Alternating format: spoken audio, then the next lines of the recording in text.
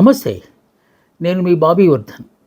BBC watch ఛానల్లోని commentary box కార్యక్రమానికి స్వాగతం. వారం వారం వార్తా సమాహారం కార్యక్రమంలో ఇవాళ కొన్ని ముఖ్యమైన అంశాల మీద విశ్లేషణ చేద్దాం. మొదటి వార్త దేశ ప్రజలందరినీ ఉలిక్కిపడేలా చేసిన వార్త. ఉగ్రవాద మూకలు మరోసారి పెట్టిరేగిపోయారు. ఈసారి ఏకంగా దేశానికి గుండెకాయలో భావిస్తున్న ఎర్రకోటనే టార్గెట్ చేశారు. గత సోమవారం ఎర్రకోట సమీపంలో పేలిన బాంబు పేలుల్లో 13 మంది చనిపోగా దేశమంతా విస్తుపోయింది. దాదాపు 12 ఏళ్ల విరామం తర్వాత ఉగ్రవాదులు ఒకసారిగా విజృంభించారు. హర్యానాలోని ఫరీదాబాద్లో కొంతమంది ఉగ్రమూకల్ని, అలాగే భారీగా పేలుడు పదార్థాలను పోలీసులు స్వాధీనం చేసుకున్న తర్వాత ఈ పేలుడు సంఘటన జరగటం అనేది గమనార్హం. అంటే దేశంలో ఏదో భారీ ఉగ్రవాద సంఘటనకి ఇది ఒక ఉదాహరణగా చెప్పాలి. ఎందువలనంటే ఈ మధ్యకాలంలో ఎన్ఐఏ కానీ లేకపోతే సాయుధ దళాలు కానీ పోలీసులు కానీ చేస్తున్న సోదాల్లో అనేకమైన అంశాలు వెలుగులోకి వస్తున్నాయి. ముఖ్యంగా వైద్య విద్యలో ఉన్న వాళ్ళు కూడా ఈ ఉగ్రవాద కార్యకలాపాలకు ప్రత్యక్షంగా పార్టిసిపేట్ చేయకపోయినా పరోక్షంగా వ్యూహరచన చేయటం అనేది ఆశ్చర్యకరమైన అంశం. ఈ వైద్యుల్లో ఒక మహిళా వైద్యురాలు కూడా ఉండటం అనేది ఇంకా ఆశ్చర్యం కలిగించే అంశంగా భావించాలి. సోమవారం నాడు ఎర్రకోట సమీపంలో ఒక కారు దాదాపు 3 గంటల సేపు పార్కింగ్లో ఆగి ఆ తర్వాత సిగ్నల్ పాయింట్ దగ్గరికి వచ్చిన తర్వాత పేలిపోయింది. రకరకాల వాదనలు వినిపించాయి. ఇది సిఎన్జిదే ఉండొచ్చు, అలా కాకుంటే ఎన్ఐఏ రంగంలోకి దిగిన తర్వాత అనేక విస్తుపోయే అంశాలు వెలుగులోకి వచ్చాయి. అసలు వాస్తవానికి ఈ ఉగ్రవాదులు, పాకిస్తాన్ ఉగ్రవాదులు జైషే మహమ్మద్ సంస్థకు చెందిన వాళ్ళు ఈ ఏడాది జనవరి 26వ తేదీనే భారీ పేలుళ్లకు కుట్ర పన్నారు. అయితే మన భద్రతా దళాల్లో నిఘా ఎక్కువ అవటం వల్ల అది విఫలమైంది. ఆ తర్వాత మొన్న ఈ మధ్య జరిగిన దీపావళి సంబరాల్లో భాగంగా మళ్ళా పేలుళ్లకు పాల్పడాలని వాళ్ళు ప్రయత్నించారు. అది కూడా విఫలమైంది. ఇంకా ఆ తర్వాత ఏం చేయాలని ఆలోచించి డిసెంబర్ 6వ తేదీన వాళ్ళు అనుకున్నాం. ఈ తేదీకి ఉన్న ప్రాశస్త్యం మనకందరికీ తెలిసిందే. బాబ్రీ మసీద్ విధ్వంసానికి డిసెంబర్ 6ని వాళ్ళు దీన్ని ఒక విధ్వంస దినంగా భావిస్తారు. అందువల్ల ఆ రోజున తప్పనిసరిగా ప్రతీకారంగా తీర్చుకోవడం కోసం దేశంలో అల్లకల్లోను సృష్టించాలని దాదాపు 4-5 సిటీల్లో, నగరాల్లో ఈ పేలుడుకు లేకపోతే ఈ భారీ విస్ఫోటనాలకు దారి తీయాలని చెప్పి వాళ్ళు వ్యూహరచన చేసినట్టుగా కనిపిస్తుంది. దానికోసం అని చెప్పి 4-5 పాత కార్లను కొన్నారు. 1 టన్నుల కొద్దీ మందుగుండు సామాగ్రి తయారు చేసే పదార్థాలను కూడా కొన్నారు. వీటన్నిటినీ కారుల్లో పెట్టి ఒకప్పటి ఆత్మాహుతి దాడులు, మొన్న ఇక్కడ జరిగిన ఈ ఎర్రకోట సమీపంలో జరిగిన దానిలో కూడా కారులో ఉన్న డ్రైవర్తో సహా 2-3 చనిపోయారు. సో ఆ విధంగా ఆత్మాహుతి దాడి చేసి 26/11 గుర్తే ఉన్నట్టుగా బొంబాయి పేలుళ్ళు, ఆ తరహాలో పేలుళ్లకు తెగబడాలని వీళ్ళు ప్రయత్నాలు చేస్తున్నట్టు ఆ తర్వాత విచారణలో తేలింది. వెంటనే హోంశాఖ మంత్రి అత్యవసర సమావేశం ఏర్పాటు చేశారు. ప్రధానమంత్రి కూడా ఈ భద్రతకు సంబంధించిన అంశాల పట్ల ఎప్పటికప్పుడు ఆరా తీస్తూ ఉన్నారు. హోంమంత్రి ఆ సంఘటన జరిగిన కొన్ని గంటలలోపే ఆ ప్రాంతానికి వచ్చి ఆరా తీశారు ఎలా జరిగిందనే దాని మీద. అలాగే ప్రధాని కూడా చాలా అప్రమత్తంగా ఉండాలని అందరినీ ఆదేశించి ఆసుపత్రిలో క్షతగాత్రులుగా ఉన్న వాళ్ళను పరామర్శించారు. ఎట్టి పరిస్థితుల్లో ఉగ్రవాదులు తప్పించుకోవాలని, వాళ్ళని చట్టం ముందు నిలబెడతామని ఆయన ప్రకటన చేశారు. బహుశా దేశ ప్రజల్లో ఆత్మవిశ్వాసాన్ని పెంచడం కోసం ఆయన ప్రకటన చేసి ఉండొచ్చు. ఆపరేషన్ సింధూర్ జరిగిన తర్వాత పాకిస్తాన్లో ముఖ్యంగా మూకలు ఎప్పుడెప్పుడు అవకాశం వస్తుందో అని ఎదురు చూస్తూ ఉన్నారు. ప్రతీకార హెచ్చుతో రగిలిపోతున్నారు.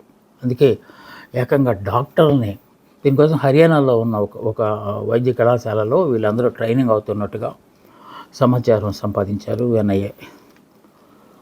సో ఒకవేళ నిజంగానే ఈ పేలుడు సంభవించి ఈ దోషులను, అంటే దీని వెనక ఉన్న దోషులను కనుక పట్టుకోకపోతే వాళ్ళు భావించినట్టుగానే డిసెంబర్ 6న అత్యంత భయంకరమైన ప్రమాదం దేశానికి పొంచి ఉండేది. ఇంకా పాకిస్తాన్కి బుద్ధి వచ్చినట్టు కనిపించట్లేదు. ఉగ్రమూకలను ఎగదోస్తూనే ఉంది, ప్రతీకారేచ్ఛతో రగిలిపోతూ ఉంది.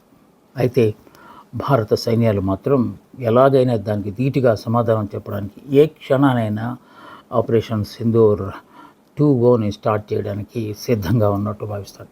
ఈ వార్త ఈ వారంలో అత్యంత సంచలనమైన వార్తగా ప్రజల్లో ఆమె నాటుకుపోయింది.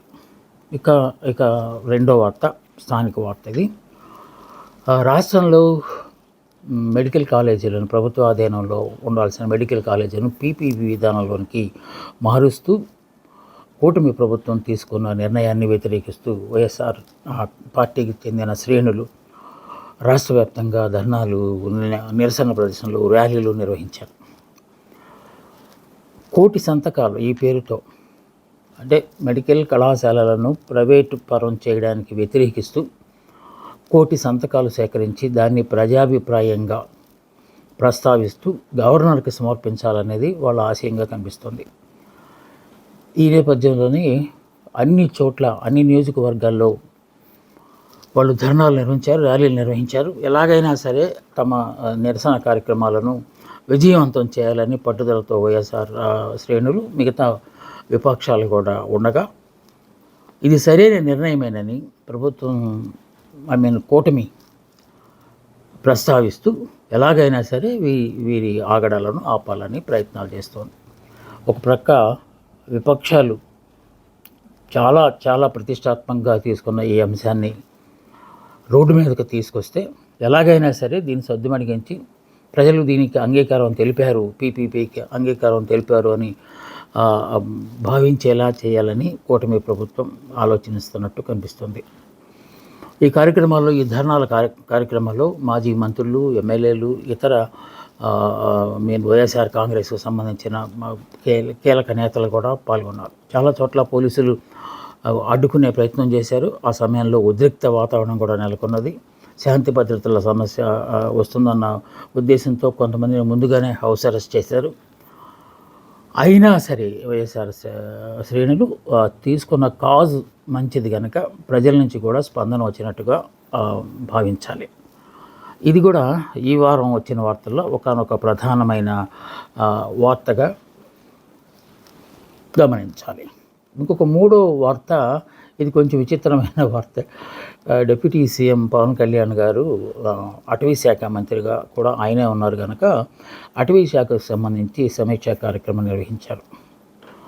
శేషాచలం అడవుల ప్రాంతానికి వెళ్ళి ఆయన ముఖ్యంగా ఎర్రచందనం గురించి ఆరా తీశారు.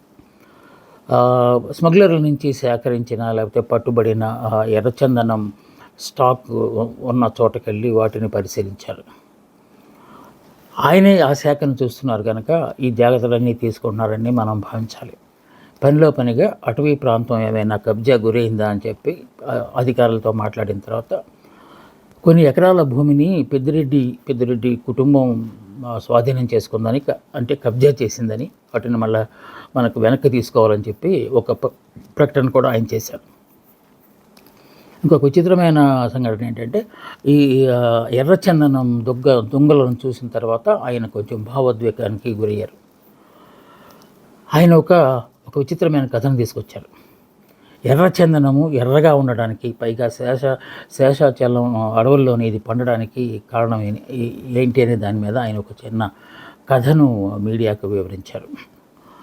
వెంకటేశ్వర స్వామికి ఒకప్పుడు దెబ్బ తగిలినప్పుడు రక్తం కారింది. ఆ రక్తం శేషాచలం అడవుల్లో ప్రవహించి ఆ నేల అంతా ఎర్రగబడి, అందుకే ఆ చందనం ఎర్రగా వస్తుంది, మిగతా చోట్లలో రావట్లేదు అనే కథ నేను ఎక్కడో చదివాను అని చెప్పి ఆయన చెప్పారు. అంటే కాస్తంత దైవభక్తిని కనుక దానిలో జొప్పిస్తే అప్పుడు స్మగ్లర్లు దీని జోలికి రారు అని బహుశా ఆయన భావించి ఉండొచ్చు. అందుకే ఈ కథను వివరించి ఉండొచ్చు. కాకుంటే ఎక్కడైనా విమర్శకులు ఉంటారు కదా. కేవలం శేషాచలం అడవుల్లోనే ఎర్రచందనం పండట్లేదు కదా, చాలా రాష్ట్రాల్లో ఇంకా ఎర్రచందనం పండుతోంది. వెంకటేశ్వర స్వామి రక్తం అక్కడ కూడా ప్రవహించిందా అని చెప్పి కొంతమంది హేళన చేస్తూ మాట్లాడుతున్నారు. మనం అనుకున్నట్టు బహుశా దైవ సంకల్పాన్ని దాంట్లో యాడ్ చేస్తే కొంతవరకు స్మగ్లర్లు తగ్గుతారనే ఉద్దేశంతో ఆయన ఆ మాట ఆయన అనొచ్చు. పైగా ఆయన చేసిన ఇంకో కామెంట్ ఏంటంటే, ఈ ఎర్రచందనం స్మగ్లింగ్ చేసే వాళ్ళను దేశద్రోహులుగాను ఉగ్రవాదులుగాను ఆయన చిత్రించారు. కరెక్ట్. ఎందుకంటే వీరప్పన కథనాన్ని కనుక మనం ఒకసారి జ్ఞప్తి చేసుకుంటే ఎంతమంది ప్రాణాలు తీశారు ఈ వ్యాపారం చేయడం కోసం అనేది. దాని వెనుక రాజకీయ మూలాలు కూడా ఉన్నాయని చెప్పి ఆ తర్వాత కాలంలో బయటపడింది అనుకోండి. సో అది చిన్న అంశంలాగా కనిపిస్తున్న ఒకనొక పెద్ద అంశం కనుక పవన్ కళ్యాణ్ గారు దీన్ని చాలా సీరియస్గా తీసుకున్నట్టుగా భావించాలి. ఈ వార్త కూడా ఈ వారం వచ్చిన ఒకనొక ప్రధాన వార్తగా మనం మాట్లాడుకోవాలి. ఇక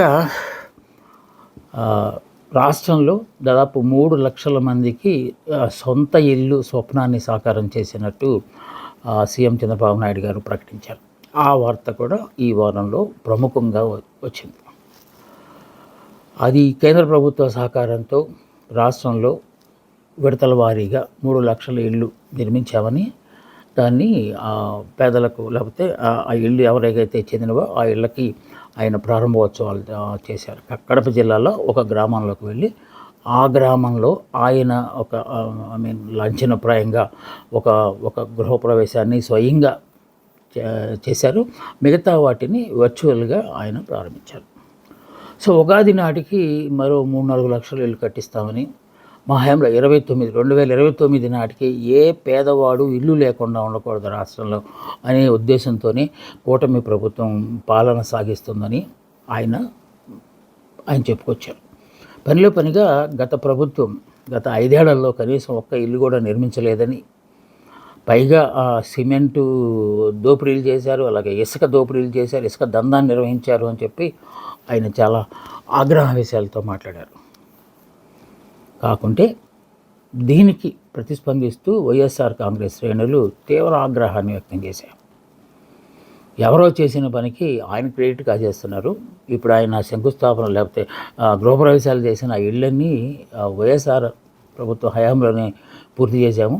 కాకుంటే ఒక 10% ఇళ్ళు మాత్రము ఇంకా పూర్తి కావాల్సి ఉన్న నేపథ్యంలో ఆ 10% వీళ్ళు పూర్తి చేసి మొత్తం మేమే నిర్మించేసామని చెప్పడం అనేది సిగ్గుచేటైన విషయం అని చెప్పి వైఎస్ఆర్ కాంగ్రెస్ శ్రేణులు విమర్శలకు దిగాయి.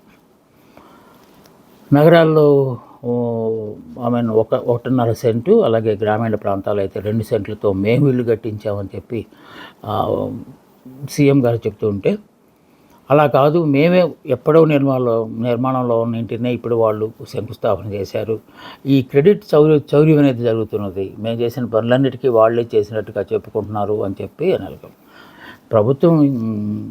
ప్రభుత్వంలో ఎవరున్నా కూడా ఈ పనులు చేయాల్సిందే. అది ఎవరు చేశారు, ఆ బ్యాక్గ్రౌండ్ ఏంటి, అలాంటిది చూస్తారంటే అఫ్కోర్స్ చూస్తే చూడొచ్చు, కానీ క్రెడిట్ మాత్రం ఇప్పుడు ఎవరుంటే వాళ్ళే ప్రారంభోత్సవాలు చేస్తారు కనుక ఆ క్రెడిట్ వాళ్ళకే దక్కుతుంది. గతంలో వాళ్ళు కట్టారు, ఇప్పుడు మేము ప్రారంభోత్సవాలు చేస్తున్నాం అని చెప్పే ఉదార స్వభావం బహుశా ఈ రాజకీయ నేతలకు ఎవరికి ఉండకపోవచ్చు. సో అంత ఆశించడం కూడా అత్యాశ కిందే మనం భావించాలి. ఏదేమైనా పేదలకు సొంతింటి కళ నెరవేరుతున్నందుకు అందరూ సంతోషాన్ని వ్యక్తం చేయాల్సిన ఒకనొక సందర్భం ఇది. ఉగాదికల్లా మరి 6 లక్షల ఇళ్ళు, దాదాపు 6 లక్షల ఇళ్ళు కట్టిస్తాము అని చెప్తున్నారు. సీఎం గారు చెప్పినట్టు ఇందాక మనం అనుకున్నాం కదా, 29 నాటికి, అంటే మళ్ళీ ఎన్నికలు వచ్చేన నాటికి రాష్ట్రంలో ఏ ఒక్క పేదవాడు ఇల్లు లేకుండా ఉండకూడదు. అది మా కూటమి ప్రభుత్వం తీసుకున్న ఒకనొక నిర్ణయం. ఆ లక్ష్యాన్ని తప్పనిసరిగా మేము చేరువవుతామని చెప్పి ఆయన చాలా ధీమా వ్యక్తం చేస్తున్నారు. ఇక తాజాగా వచ్చిన వార్త ఏంటంటే, విశాఖపట్నంలో నిర్వహించిన భాగస్వామ్య సదస్సు.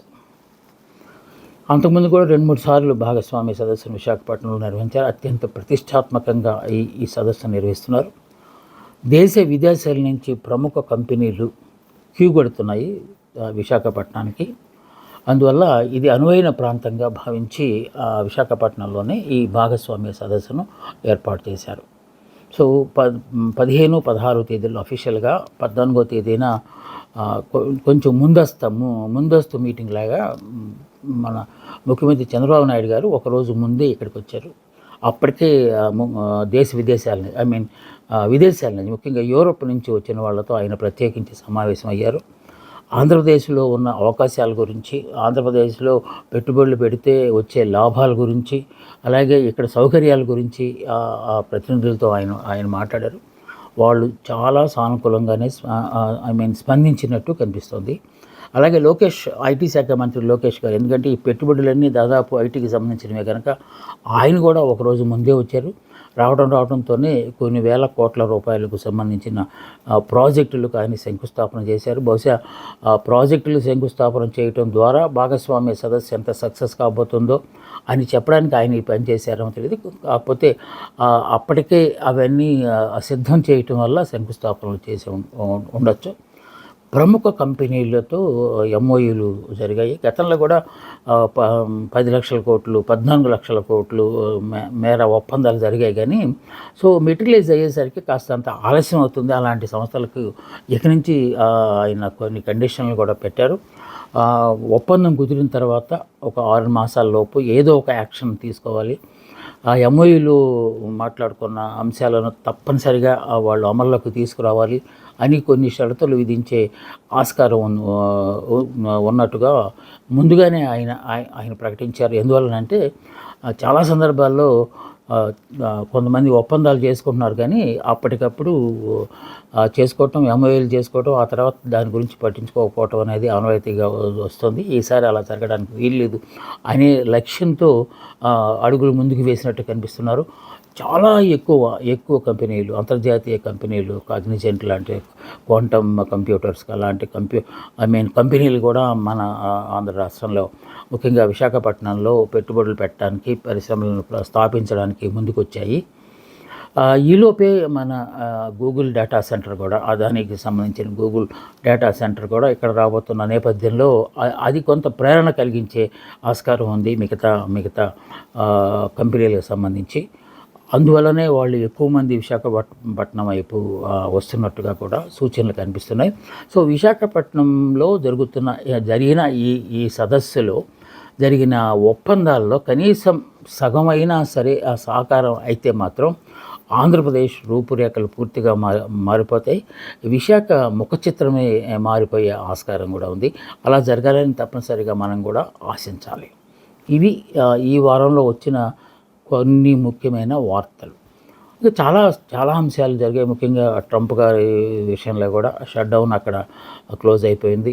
చాలా ఆర్థిక ఇబ్బందులు పడిన తర్వాత మొత్తానికి అక్కడ షట్ డౌన్ తీసేశారు. అలాగే పాకిస్తాన్ కూడా మన దేశానికి సంబంధించి చాలా అభూత కల్పనలతో ప్రకటనలు చేస్తున్న అంశాలు కూడా ఈ మధ్య కాలంలో వచ్చినాయి.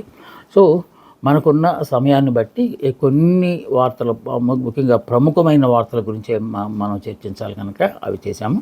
మళ్ళీ వచ్చే వారం ఇంకొన్ని తాజా వార్తలతో నేను మీ ముందుకు వస్తాను. అందాక సెలవు. నమస్తే, మీ బాబీ వర్ధన్.